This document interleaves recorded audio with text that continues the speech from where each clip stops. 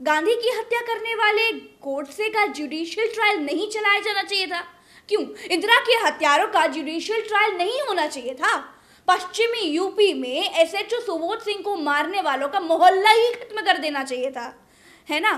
Surrender अपराधी को पकड़कर मार देना क्राइम है। विकास दुबे तो झांकी है, मुख्तार अंसारी बाकी है।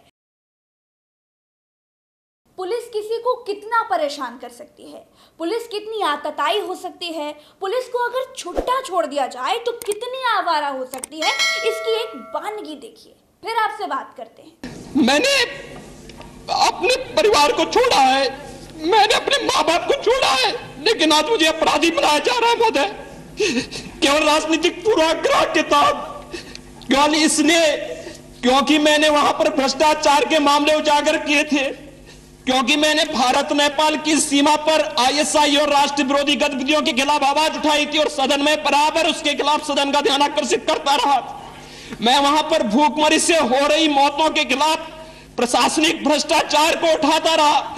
इसलिए मेरे खिलाफ महोदय सारे के सारे मामले बनाए गए और बनाए जा रहे हैं। ये जिनको आप देख रहे हैं ये योगी आदित्यनाथ जी हैं, हमारे मुख्यमंत्री हैं और रो रहे हैं। क्यों?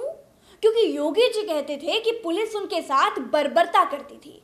योगी जी फूट फूट कर क्यों रो रहे थे? क्योंकि योगी जी कहते थे कि उनको बेकार में परेशान किया जा रहा था। अब आप समझिए, योगी जी तो सांसद थे, योगी जी माननीय थे, तब भी उनकी कोई नहीं सुन रहा था कि उनको सदन में रोना पड़ा था। अब आम आदमी का सोचिए और विकास दुबे के कांड पर वापस आइए। अपराधी के साथ किसी की संवेदनाएं नहीं हो सकती, बिल्कुल होनी भी नहीं चाहिए। अपने बचाव में पुलिस को गोली चलाने, एनकाउंटर का पूरा अधिकार है, लेकिन पॉलिटिकल प्रेशर में जब पुलिस सुपारी लेने लग जाए तब भस्मासुर बन जाती है। अब आप बताइए, प्रभात मिश्रा जिसको पुलिस विकास दुबे का गैंगस्टर बता रही थी, गोलियां बरसाने वाला बता रही थी, उसने कुछ दिन पहले ही 12वीं की परीक्षा पास की थी। फरीदाबाद से पुलिस ने उसे उठाया था, कहा रास्ते में गाड़ी पंचर हो गई थी, प्रभात ने हमारी पिस्टल छीन कर हम पर हमला किया और हमने उस पर जवाबी फायर करके उसे ठोक दिया और फिर अमर दुबे का एनकाउंटर कर दिया। कितने केस थे उस पर? क्या ये बात किसी को जानने का हक नहीं है क्या?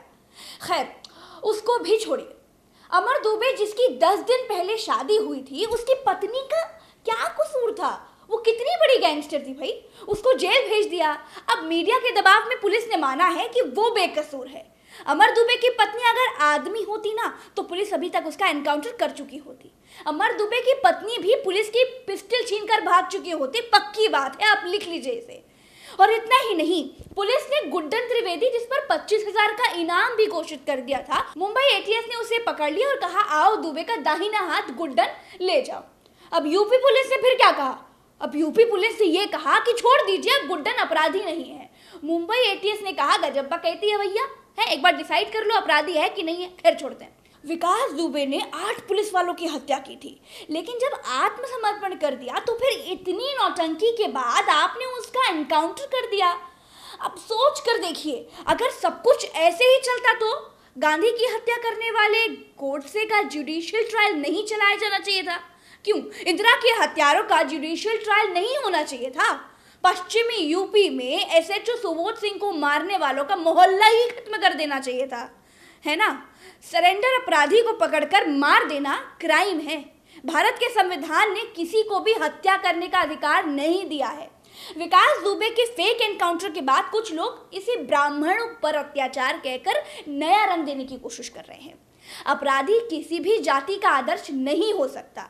दूसरी तरफ बीजेपी के आधिकारिक प्रवक्ताओं को यह लगने लगा है कि विकास दुबे का जल्दबाजी वाला एनकाउंटर उल्टा तीर साबित हो गया है, तो इसे हिंदू मुसलमान करना शुरू कर दिया है।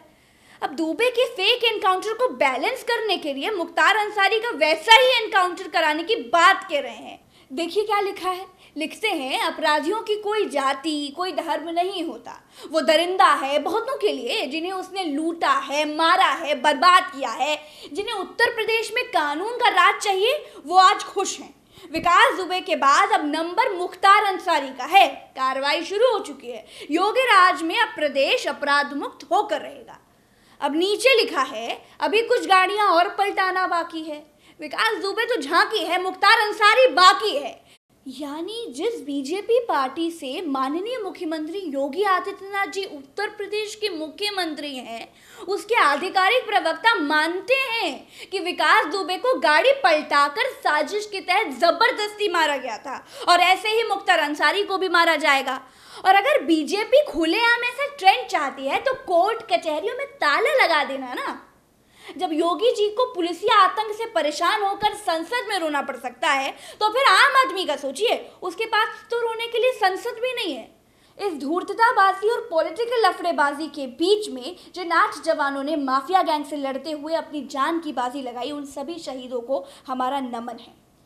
तो आज हमारे इस वीडियो में आपकी जो भी राय हो उसे आप कमेंट बॉक्स में हमें ज़रूर बताएं। आज का वीडियो देखने के लिए धन्यवाद। जय हिंद।